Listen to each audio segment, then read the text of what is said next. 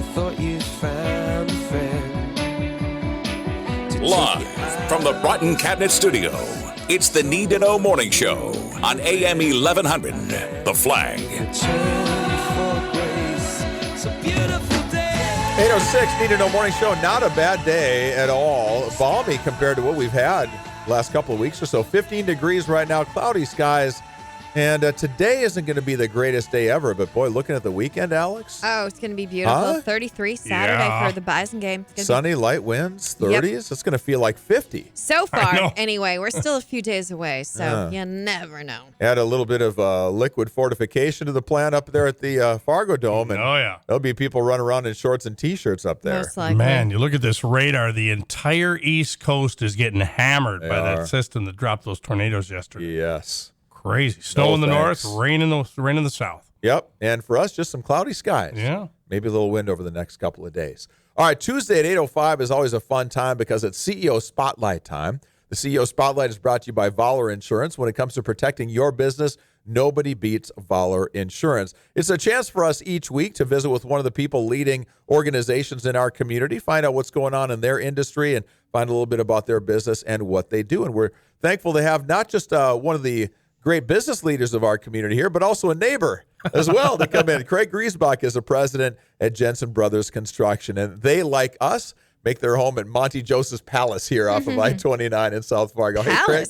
I'm liking that. Well, seriously. I'm liking it. How would you argue with that? Wow. You walk into this building, and it just is a stunner from the moment you walk in. Craig, how you doing? Great. How about yourself? Yeah, doing good. Thanks for coming in. Appreciate you making some time today. Yeah, thanks for having me. How long have you known Monty and Scott? A couple of years now. Okay. Yeah, they've been great to us downstairs, and I know they've been good to you too. So thanks for coming upstairs here this morning. Yeah, Craig's thanks for office having is me. just basically almost right under our studio here down on the first floor. So thanks for coming up. So let's talk a little bit about the company, Jensen Brothers. Who's Jensen Brothers, first of all? Tell us a little bit about the family background there. Well, let's start with the original Jensen Brothers, and it's evolved from there. You know, we've been around since 1947, and we started by building many of the township and county roads in Cass County here, and we evolved to take projects on across the entire state of North Dakota. Yeah, you got a great website, and I was taking a look at it earlier today, or actually earlier this week. Making the Earth Move since 1947. That kind of sums it all up, doesn't it? That's right. Yeah. Tell us about some of the things that you do.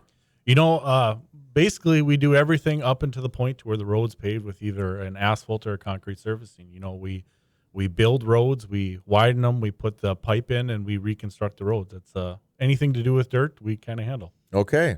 And so the Jensen family, was it a couple of brothers that started the company way back when? How'd that go? Yep. It was a couple brothers that started it back in 1947. And they actually, one of the first projects they took on was moving snow during one of the big blizzards they had. The governor called out a bunch of the contractors to move snow on the roads and clear a path to the major cities. Okay. And the rest was history. They went from snow to dirt, and it's been rolling along ever since. So how many projects are you guys working on at any given time then? And is a winter a little slower? Winter is a little slower. You know, we kind of go through all the equipment, do our preventative maintenance, get everything ready to rock in the spring. And in the summer, you know, it kind of depends on what's out for bid, but, you know, anywhere from 3 to 4 major projects that we take on. Okay. How many offices, how many employees? Let's talk about some of those pieces. This year, kind of peak season, we had 30 employees, and next year we're looking to expand that out to 50 employees. Oh, wow. Yep. And then we just have a shop out by Chaffee, North Dakota, and we have an office below you guys here. Okay. That's kind of our main operations. All right.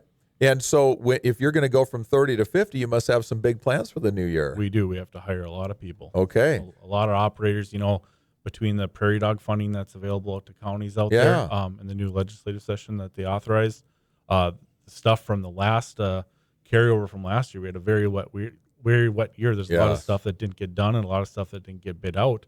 And then the potential flooding in all 3 of the major river valleys. We've got the Missouri River Valley that's completely saturated, the James River, and the Red River Valley that's completely saturated. So we could have some flooding going on. Yeah, and if that is the case, then we got to move some dirt for temporary things and permanent things and all that stuff. Mm-hmm. It all goes into it. Makes some sense. Yeah. So is it a case for you then, when if you say you have 30 people and then you want to expand to 50, are those 30 or those 50, whatever you have, are they people that are employed by you, or do you hire subcontractors and people just 1099 people, or how do you guys do it with your place? Employees. Okay, so Yep. you'll hire full-time people then. Yep. And then our primary role on highway projects is a subcontractor. We'll work with a Northern Improvement or Border States Paving, doing all the dirt work for them. Okay. But then we'll prime jobs as well, where we'll have to hire, landscapers and fencing contractors, pavement, Sure. striping, things like that. So will you keep your employees all working through the winter months for you, or are you seasonal that way? Majority of them are ready to be laid off and go do some ice fishing in the winter. Ah, yes. Well, I can't blame them for that. Yeah. So tell me about how that is when you have to have that staff then. So you hire them, you say, hey, hope to see you next spring when we have work. I guess the guys that would have worked for you this year have to feel pretty good about the chances of coming back to work next spring then. Definitely. Yeah. Okay. And a lot of it's, these are very talented operators. A lot of it's driven by the amount of work that you get. That's what their goal is. They want to come and run that piece of machinery and keep busy. That's what they love to do. Yeah, right. So when you need to get your hiring ramped up, so you keep a handful of people through the winter months, I suppose, operational, Yep. just the people that you need to. But then will you kind of comb through the people you had last year and talk to your foreman and who was good, who wasn't, and bring those people, extend them an offer in the spring then? Definitely. We have a little Okay. NFL draft and Yeah. bring back our people. Yeah. But, the key factor there is for the municipalities to get their projects out to bid early. Okay. The earlier they bid these projects in the year, the earlier we can start advertising, attracting new employees and getting new equipment to staff those projects. So. I would guess you're not the only company that does what you do, though, and not the only people that are going to be looking for good workers in the spring. No, it's unreal. We just had our Associated General Contractors Conference here in Fargo last week, and General Equipment put on a great presentation. That we're graduating 13,000 kids a year from the high school system in North Dakota. We're graduating 7,000 from higher education. We have a need for 30,000 people a year in the trades in North Dakota. 30,000. Yes. And that's not just diesel techs, plumbers, electricians, equipment operators, everything. There's a huge need out there. There's companies that are looking to hire 70 operators. Wow. And the next year you'll need more. The way things continue to grow, and if they ever get an infrastructure bill passed in D.C. where they can get together on deciding, hey, let's do some, upkeep, roads, bridges, whatever, it's going to explode, right, for you guys? If you just drive around rural North Dakota, we get kind of stuck in our bubble in Fargo or the bigger metropolitan areas. If you go out and look at some of the roads in the rural areas, there's a lot of improvements that need to be done to bring those roads back up to snuff. Oh, just here in town. You drive around, there's potholes and whatever, and there's a lot of work that needs to be done. So, yeah, federal funding comes in with a big spend on that.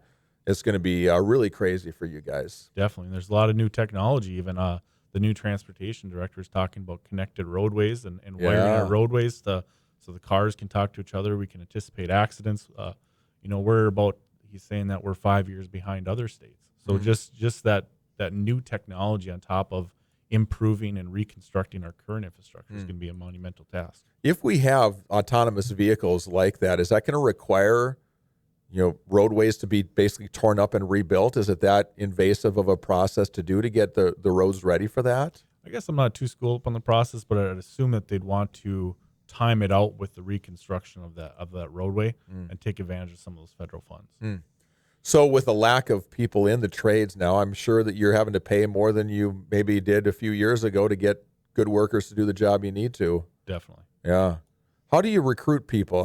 Is it just pay, or is it, hey, we care about safety? What are some of the things that you do to try to get the best possible people to come work for you instead of the other guys? Safety is obviously number one. They want a safe place to come to work. They want an opportunity to learn. Not everyone that we hire has got 20 years of operating experience. They want an opportunity to come into the business. Maybe you get started out in a semi, work your way up through a dozer, excavator. They want to learn those different pieces of equipment, and they take joy in getting promoted up to the different skill levels. So are you in the high schools now trying to talk about what you guys do just to kind of plant some seeds? Hopefully these young bucks that come out that want to do some of that kind of thing, you can build a relationship early. What do you do to try to get your name out there so that people have heard of you and, hey, that'd be a good place to work? We've actually had a lot of good luck through just social media platforms. We've promoted our ads on Facebook, and last year we had a big target we did a flood levy out in Bismarck, and we probably got 60 applications just through Facebook alone. Wow. So just the platform, I'm one of those kids nowadays, always on their phones looking at Yeah, Facebook. we all are. Yeah. I mean, that's a great place to advertise for us to find employees. Yeah, good for you guys. So, in terms of leading the organization, what are the biggest challenges for you as the president of the company? Looking as you kind of are wrapping up, we're all doing it. Those of us that lead companies, looking back on 2019, how to go, what do we do, and what do we do next year? What are some of the biggest challenges for you that you're anticipating going into the new year? Some of the bigger things that you need to figure out for your company. Big one is forecasting the work that's going to be out there. Kind of in North Dakota, the height of road construction, if you will, was back in 2013 and kind of the oil boom years, and it's been a very cyclical market. And that's one thing, that the AGC is trying to push is a nice steady stream of work and a consistency out there in the market so we can plan for what's up to come. But definitely, finding the work, what markets we're going to work in. We're not a singular market firm. We work in, Fargo, Bismarck.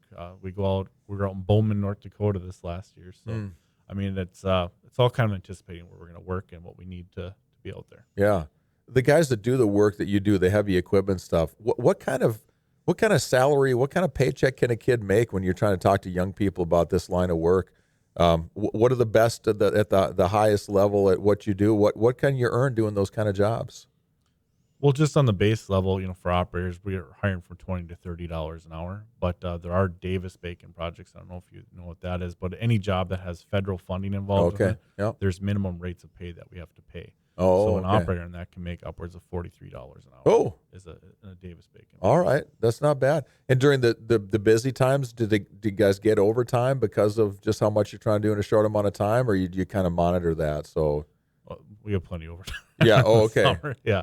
I mean, there's guys, pushing up to 100 hours a week. Whoa. I mean, it's a push, especially this year. I mean, we've got a very short window to do our work. Yeah, we figure, and we can't start that work until what they call load restrictions are lifted off the roadways. So we can't even haul that heavy equipment to the job site to start. And this year that didn't happen until after Memorial Day. Okay. So we had from Memorial Day till Halloween to get this massive amount of dirt work done. No kidding. So what's the future of Jensen Brothers? Do you guys want to buy some other companies like you and expand that way? Do you want to just kind of do what you do and refine it and do it well? Do you want to add different capabilities so you can get into more kinds of projects? What do you think the future holds for you? I think there's a lot of opportunity in just the dirt work in North Dakota, and then partnering with good contractors. We've got a very good relationship with, like I said, Northern Improvement, and just taking on a larger scale work. Okay. Suited us well. So. I always like to ask when people come in and sit in that chair for this interview, give me what's a good piece of advice that you give to a young person starting out in your industry? If you give advice to somebody that's coming in just to kind of be in the operator chair, doing the kind of work, making the machines work, what advice would you give them that will give them a good, long, and happy career, do you think?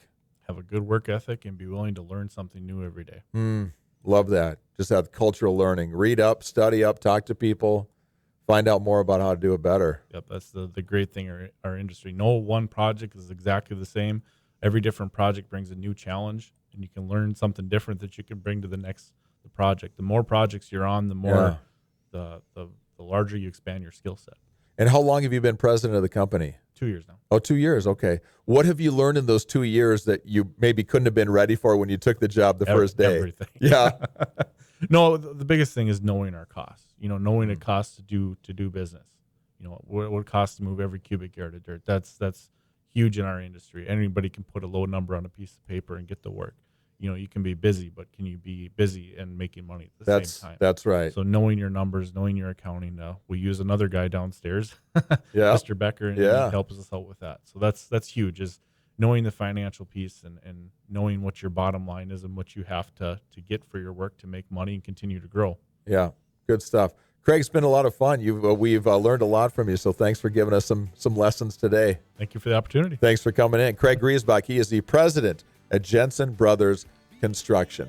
All right, hey, before we let you go here on this segment, we want to tell you that it doesn't cost a penny to ask some questions about your employee benefits. Now, their employee benefits division of Vaaler, they specialize in taking pressure off of your staff so they can focus on other tasks. They offer employer solutions, HR assistance, employee education, and their employee benefits specialists work closely with your workers to ensure that the employees see the full value of the benefits that you provide. Doesn't cost a penny to ask some questions. To set up a visit, go online to Vaaler.com. That's Vaaler.com.